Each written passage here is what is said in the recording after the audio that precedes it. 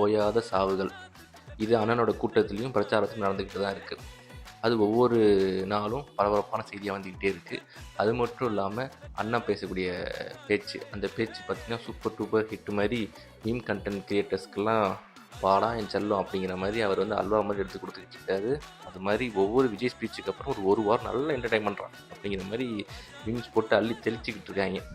அது மாதிரி கலகலகலன்னு போயிட்டு இருந்த கட்சி திடீர்னு பார்த்தீங்க அப்படின்னா எலெக்ஷன் நெருங்க புஸ்வானம் மாதிரி போயிட்டுருக்கு. என்னடா அப்படி போயிட்டுருக்கு, மேலே ஏறும் பார்த்தா கீழே இறங்குது அப்படின்னு பார்த்தீங்கன்னா மொத்த அடியே விஜய்க்கு கரூர் ஸ்டாம்பீடு. அடுத்த அடி பார்த்தீங்கன்னா படம். மூணாவதாக ஒரு அடி வந்துச்சு பாருங்க, நங்கூரம் மாதிரி. அதுதான் வந்து சங்கீதா அவர்கள் விஜய் மேலே வச்ச குற்றச்சாட்டு. அந்த குற்றச்சாட்டு வச்சதுக்கப்புறம் ஒரு ஜெட்டு வேகத்தில் விஜயோட அந்த மீடியா அட்டென்ஷன் இருக்கு இல்லையா, அது ஜெட்டு வேகத்தில் போயிட்டுருக்கு. எங்கே